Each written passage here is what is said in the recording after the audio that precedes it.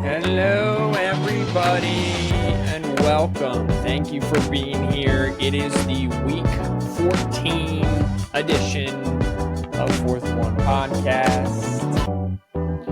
Week 14 that just was. Go ahead and follow us on Instagram, Fourth and One Podcast, TikTok, Fourth and One Pod. Thank you for all the new fans and listeners. I appreciate everyone who is here and liking and subscribing and interacting with the channel. Thank you to all 137 subscribers on YouTube. I do appreciate you guys subscribing and following along.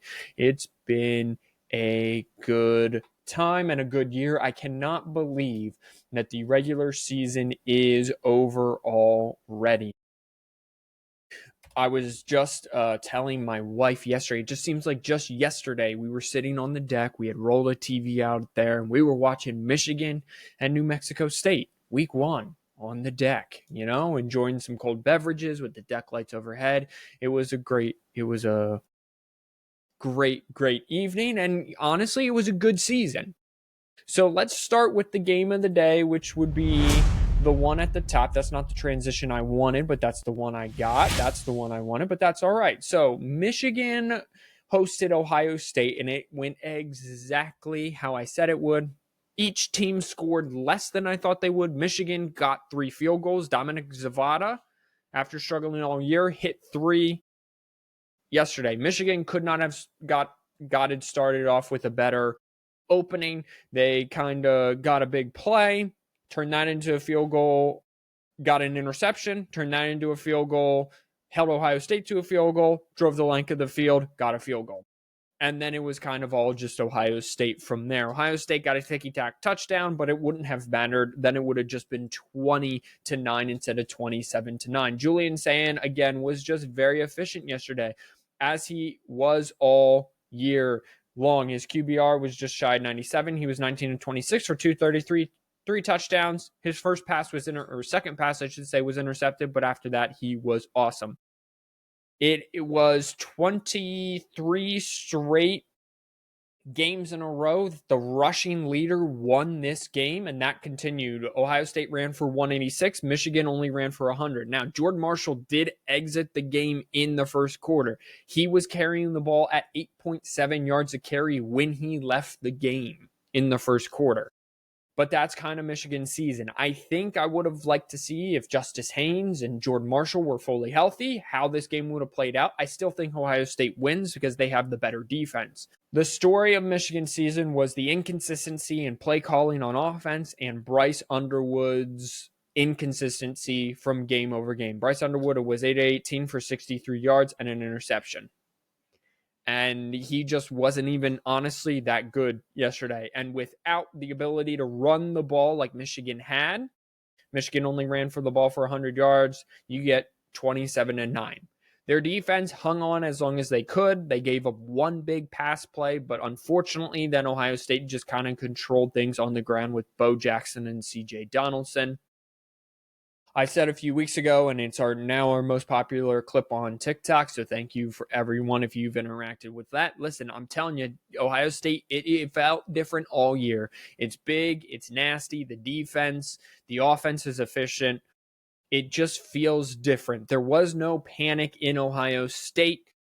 Ever since last year's loss, they stopped being conservative and just started attacking both offensively and defensively, and that's what we got now. That's what we got yesterday. And moving forward in the Big Ten title game, because Indiana routed Purdue, that's going to be a fascinating game. 1v2. Ohio State, Indiana, I think is going to be awesome because Indiana is just a better offensive version of Michigan. They want to run the football and be conservative and be efficient with their quarterback. They're almost the same team. Indiana's defense is very good, but Indiana, let's pump the brakes for just a minute and speak the truth. Indiana has not faced an opponent like Ohio State all year. Oregon, yes, great win on the road. Oregon is not Ohio State. Oregon would be a double-digit dog to Ohio State if they played on a neutral site tomorrow. So how does Indiana respond? And this is going to be for any team that faces Ohio State. I think the only team that can go pound for pound with Ohio State that I have confidence in is probably Georgia. But I also have reservations about Georgia. Now, the defense has kind of not fallen asleep for halves at a time this kind of last month of the season. But their offense, they only scored 16 points against Georgia Tech. Against a Georgia Tech defense that was much maligned up until that point on Friday. So I'll get to that in just a second. But I think Georgia and Ohio State, that would be a fascinating game. They're right now 1-2 in my natty contender list, and I'll get to that at the end of this episode. Let's move on. Let's go back to Friday. I say Black Friday football produces the best football all year, and that was a straight up lie this year. Outside of Texas upsetting Texas A&M, and I'll get to that in a minute, Georgia took care of things on the road. I put that in quotations against number 23 Georgia Tech, knocking them out of the college football playoff, and Georgia solidifying itself. They, with that win, are actually going to the SEC title game because A&M did lose. They will face Alabama, a team. It's kind of like the Ohio State-Michigan. Ohio State was beating everyone but Michigan. Georgia beats everyone but Alabama. So what becomes of that? You'll have to listen into the full episode to get my prediction on Wednesday when that is released, when me and the boys are back at things again. Georgia took care of business on the road. Shame on Georgia Tech administration for selling their home rights to the Mercedes-Benz Stadium because it turned it into a Georgia Bulldog home game instead of having it on campus at your home field. You would have gotten a better home field advantage. You didn't. You lost the game. However, props to Georgia Tech's defense. They held Georgia to 260 yards total offense. It was a sloppy game, 70 yards passing. They did allow Georgia to rush for 190 yards. Each had a turnover. It was a very even game because Georgia Tech had 250 yards total offense as well, but they only had 69 yards rushing, and they were one of the leaders in the nation in rushing. So thus ends the regular season for the Georgia Yellow Jackets. They will get a nice bowl game. They are 9-3. Georgia, again, building to go into the SEC. Texas A&M. Marcel Reed did go down with an ankle injury. He did come back in the game, but he was not the same. Texas's defense kind of stepped up, was good early in the season, then kind of faltered a little bit here and there throughout the season, kind of stepped up here late against the Aggies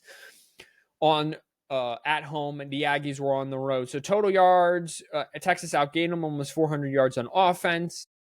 They had less time of possession, but they did force the 2 turnovers from Marcel Reed, and that was really the difference in the game. The Texas Longhorns made a statement for the CFP, but they need some help. At 9-3, I do understand. Sarkisian was saying that, we should be in because we schedule Ohio State, and if we didn't schedule Ohio State, we would be 10-2, and we would be, going into the college football playoff, and we would be a lock. So if you're going to penalize us, then we're not going to do that moving forward, and you're doing a disservice to college football if you leave us out of the playoff. Here's the deal. Okay, fine. It's a good road loss. 1 score opening week against Ohio State.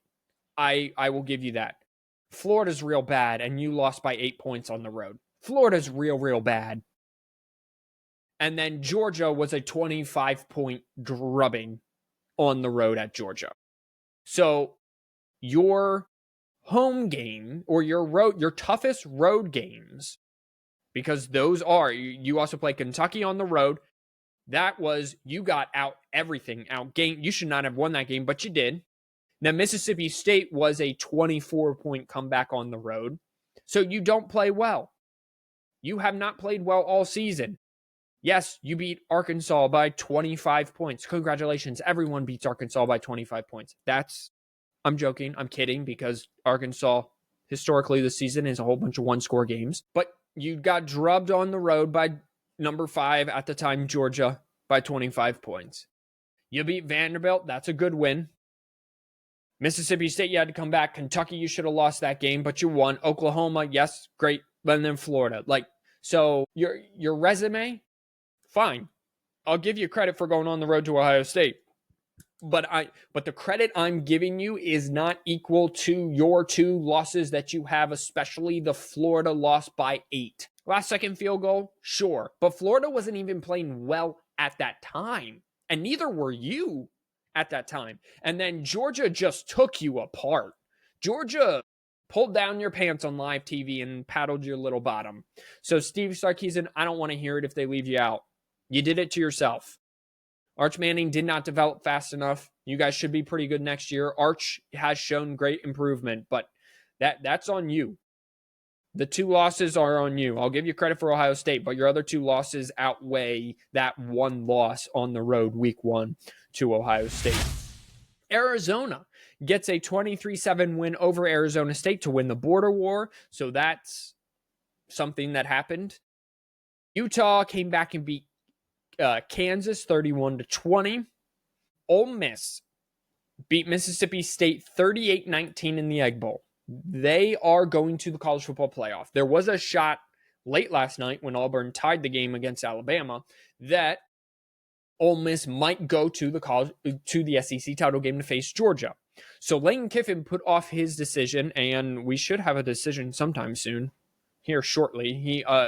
We are 10 Eastern, and he was having a 9 a.m. Central team meeting to inform them today, as all reports are indicating, that he is leaving for LSU. So he wanted to coach them in the college football playoff. I'm of the mindset you do not get to have your cake and eat it too. If you want to leave a school for whatever reason, unfortunately, you do not get to play for that school. Is the college football calendar messed up? Absolutely. Should they go to more of a pro model? Absolutely. Should the transfer portal only be open after the national title game? Absolutely. Should coaches only be allowed to be hired and fired after the national title game? Absolutely. They should go to an NFL model. I totally get all of that, and I totally get that it is unfair to the kids to not have Lane Kiffin there to coach them in the college football playoff. But that's the bed you made, so now you have to lie in it.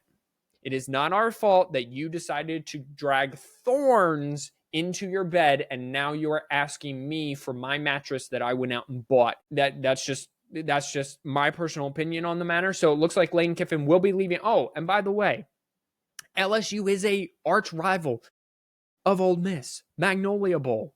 It's a hated rivalry in the South.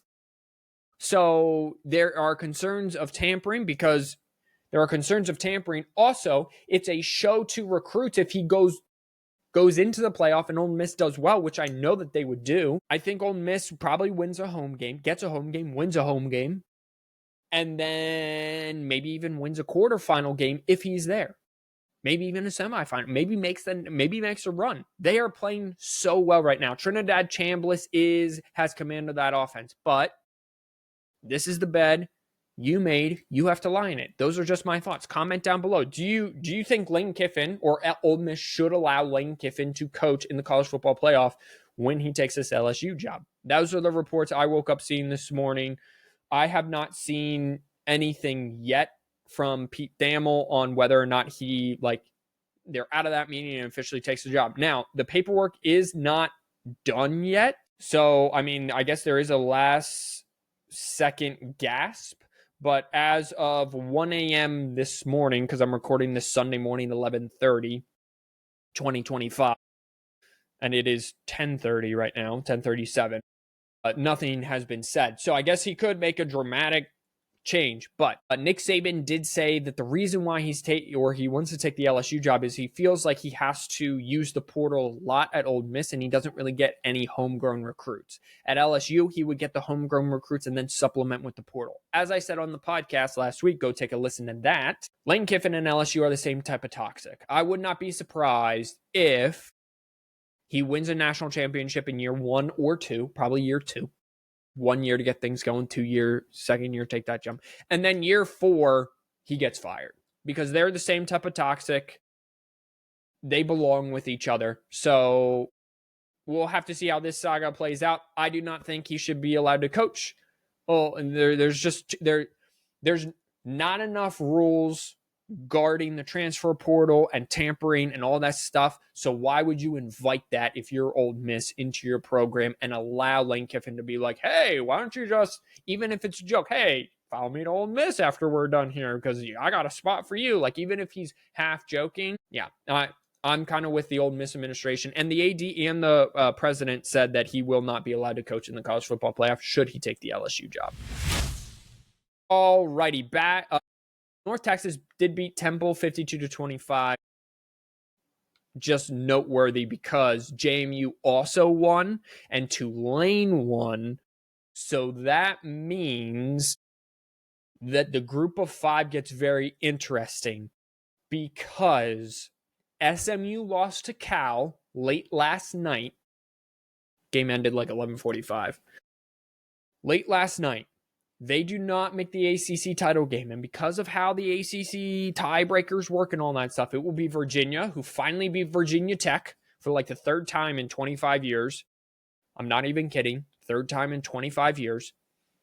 Michigan fans think they have it bad. So it will be Virginia taking on Duke. Duke has 5 losses. If Duke wins the ACC title, you could have 2 group of 5s. Because I really hope that they rank North Texas. By the way, their coach is going to Oklahoma State, but is finishing out the season. Little different conferences. Group of 5 to Power 5. We can argue at a later time how it's different. And JMU all finish 11-1. Tulane, I believe, has 2 losses on the season, but are they 2 power? They lost to Ole Miss by 35, and they lost to their bad loss is UTSA 48-26 in the middle of the season. They play North Texas. Tulane and North Texas play next week. So the winner of that game, I would have to assume they would be the American winner. The winner of that game, I would have to assume, gets the group of 5 bye. JMU's hanging out there. They just blasted Coastal Carolina 59-10 on Saturday night. So JMU, should they win the Sun Belt and Duke win the ACC, guess what?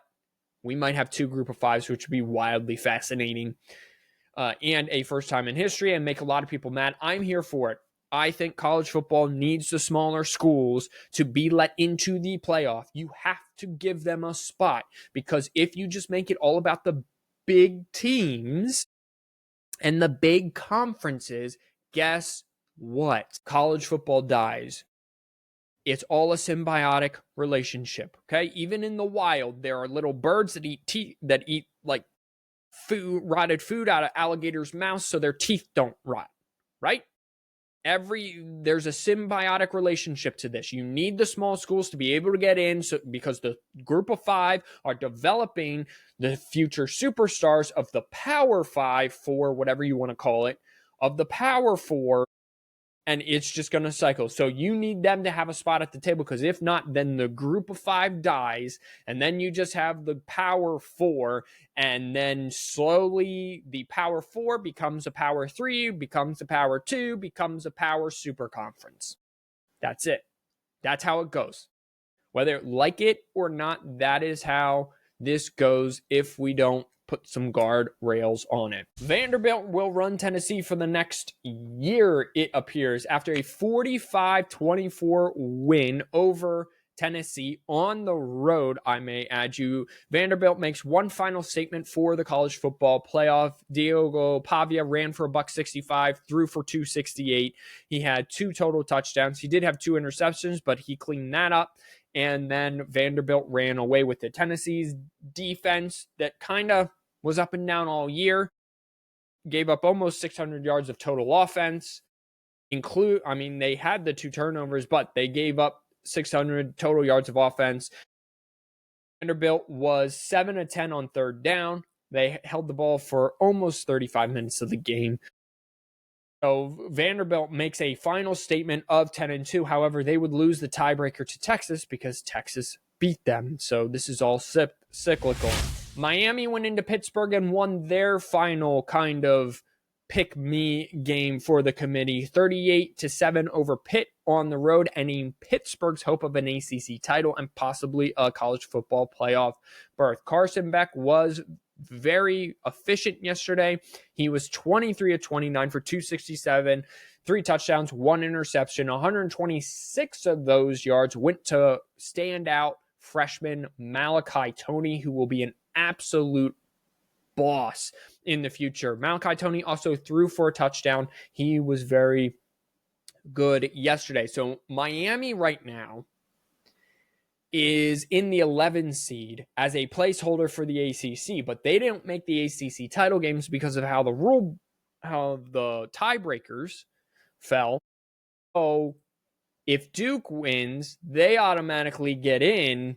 Miami's probably out. If Virginia wins, they might have a shot. So Miami's got to root for Virginia to win the ACC title. Oregon locked up their spot in the college football playoff by beating Washington on the road 26-14. Oklahoma locked up their spot for the college football playoff, coming back down. They were down late, 10-13. They scored a touchdown. John Mateer did have 3 interceptions on the day, but threw for 318 yards in a 17-13 win over Oklahoma. The defense is nasty for Oklahoma. If Oklahoma can find 24 points a game in the college football playoff, you might be looking at a national championship, because that defense is the second best defense in college football, and it might be the best. It might be the best behind Ohio or in front of Ohio State. If not, it's 1 and 1A, because Brent Venables calls an excellent defense. The defense is excellent. I know LSU is a whole bunch of just lost right now, especially offensively.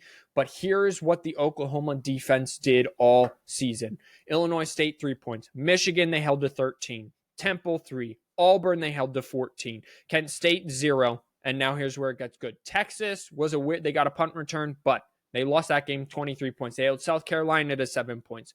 Ole Miss, they did give up 34 and lose. But ever since then, Tennessee, they held to 27. Alabama, 21. Missouri, 6. And now LSU, 13. It's a very, very good defense. They just need to find some offense somewhere, somehow. John Mateer is coming around a little bit, threw for 318 yards, as I said, but their running game, they ran for 75 yards. They've got to find a consistent running game. John Mateer, 8 carries, 27 yards.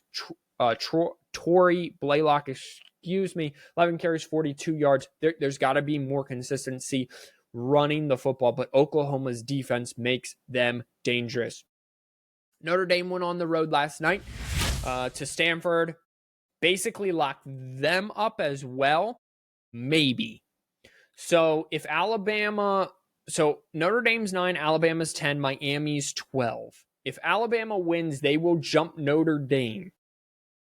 What Miami is hoping for is that how the committee does it is they group teams together 3 to 6 at a time, and then they rank them. So they'll take the top 3 to 6 teams, and they'll rank them 1 to 6, and then they'll do that with the second as they go down on the way to 25, right?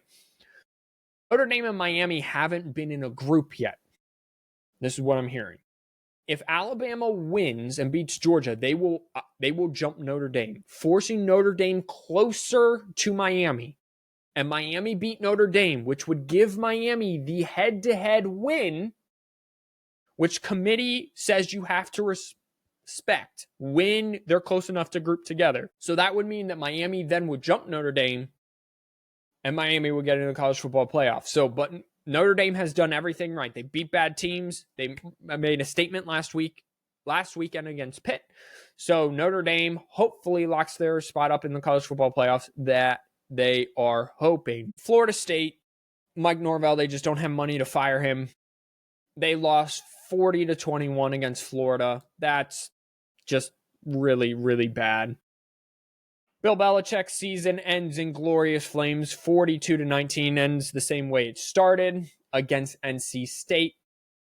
Penn State becomes bowl after all that season. Penn State becomes bowl eligible on the final week of the regular season, beating Rutgers 36-40. So good on Penn State. Good on the players kind of rallying together to get bowl eligible. Being bowl eligible, even in this climate, is very, very important, because the back end of your roster, even if everyone goes to the transfer portal, the back end of your roster gets valuable playing time. If not for your team, then for the players themselves to either go elsewhere or just have the experience to, hey, I got to play in a bowl game, right? Not everyone goes to the NFL that plays college football. Boston College got a win, their second win of the season over Syracuse, so that's good to see there. Miami of Ohio beat Ball State 45-24, punching their ticket against Western Michigan for the MAC championship game. Clemson beat South Carolina 28-14. Really not much excitement happened yesterday outside of SMU losing to Cal. So that is what you should take away from these last 2 weekends of college football. Have really kind of been duds. The favorites won, and that's it. It would have been nice if Michigan would have beaten Ohio State to make things interesting. If Washington would have beat Oregon, if LSU would have beat Oklahoma, like it would have been so interesting. I would have loved to see what the committee did, but they did not. So I'm going to look ahead for the conference championship games next week, give you my 5 natty contenders, and then get on out of here. So next week in the Conference USA, you have a championship game Friday, December 5th. You have Kennesaw State at Jacksonville, Troy at James Madison, Tulane at North Texas at Tulane. So again, James Madison wins and Duke wins, they might be in. The winner of North Texas and Tulane, I would have to believe they are in regardless. I would like the committee to come out and at least tell it, even if they're below 25, tell us the rankings of James Madison and North Texas, because if North Texas beats Tulane and James Madison also win, who would get the nod there? And then UNLV goes to Boise State and plays them in the Mountain West. On December 6th, Saturday, Championship Saturday, BYU plays Texas Tech. If BYU's in the Big 12, probably gets 2 teams, which would be very interesting. If not, Texas Tech probably locks up a home game, maybe even a first-round bye. Miami of Ohio plays Western Michigan. Georgia, who just can beat everyone, but not Alabama, plays Alabama in the SEC title game. Number 1 versus number 2. Ohio State versus Indiana. Yeah, you heard that right. For those of you just tuning into college football for the very first time, Indiana's good again, and Ohio State's still good. So you haven't missed that much, but you've missed a lot. That is going to be a wild, fascinating game. That's 8 p.m. on Fox, and then 8 p.m. on ABC is Duke versus Virginia. And the group of 5 needs Duke to win so badly, but also having a 5-loss Duke team in the college football playoff is just not the way to go. I am of the mindset that you need to be ranked somewhere in the top 25 to make the college football playoff. Some people even say the top 15. That's fine, but I don't need a 5-loss Duke team in there. Group of 5, 1 loss, undefeated group of 5, maybe even 2 losses. If your 2 losses are good, great, put them in. But not a 5-loss Duke team that has not shown consistency to beat good teams all year. Okay. Alrighty, my top 5 natty contenders. Now, these are my 5 teams that I believe can win the national championship game. They might not be your top 5, and that's okay. But these are my 5 teams. I will order them-ish. I'm going to start off with Georgia. What Georgia has shown me over the past month is that they can win a national title. They can play a high-scoring game, low-scoring game. They can beat you at home. They can beat you on the road. They can beat you with offense. They can beat you with defense. They can beat you with a running game, passing game. However, Georgia has proven that. And they have fixed their defensive issues of just falling to sleep in halves of football games. Now, their offense needs to wake up and control games and play more consistent, but I like Georgia. Ohio State's number 2. The only caveat to Ohio State that I have is their 2 toughest teams are 2 non-playoff teams. Their 2 toughest games this year that they played are 2 non-playoff teams in Texas and Michigan. Handled them both. Defense is nasty. Julian Sayin is efficient. Not saying any of that. If they stomp Indiana and they hold Indiana under 17 points, I might jump Ohio State over Georgia, but I've seen a little more from Georgia than I have Ohio State. I still love Ohio State, and I might not even have the balls to pick Georgia over Ohio State, but Ohio State is nasty. Indiana's right in there, and they're so efficient on offense. They run the ball. Mendoza's efficient. Their defense, for who they played, is very good. I want to see Indiana play a real offense, play in Ohio State as they are this weekend. A team that is efficient passing, running, kind of can do whatever. They are my number 3 team. My number 4 team was A&M, but they lost. So I'm going to jump Texas Tech into that spot. Their defensive line is also very, very, very good. They stop the run. They force turnovers. I believe they lead the FBS in turnovers, or at least in top 5 in turnovers. So I love the Red Raiders and what they're doing. Ever since their only loss was when their starting quarterback was out with injury, he came back. They are flying around, making great plays. They just demolished West Virginia yesterday on the road, 49-0. And my 5th team would be Ole Miss, but if Lane Kiffin's not there, I can't give you the nod. So who am I going to give my 5th team to? Well, Oklahoma probably sneaks in there. I would like them to have a running game. Oklahoma and Alabama are the same team to me. They can't run the football consistently. They both have great defenses, and they have quarterbacks that can make plays. Notre Dame, I don't even know if they're going to get in the college football playoff. But I'm going to put Oklahoma in there because Brent Venables is just a defensive genius, and I love it. So those are my top 5. Georgia, Ohio State, Indiana, Texas Tech, and Oklahoma. Those are my top 5 teams that can win a natty. Now watch none of them win a natty. All right, everyone. Well, thank you for being here. I really appreciate you being here. Till next time, I don't know if any of this music will work, but until next time, everyone, thank you. And God bless you. Wash your hands, you filthy animals, and we will see you later. Bye-bye.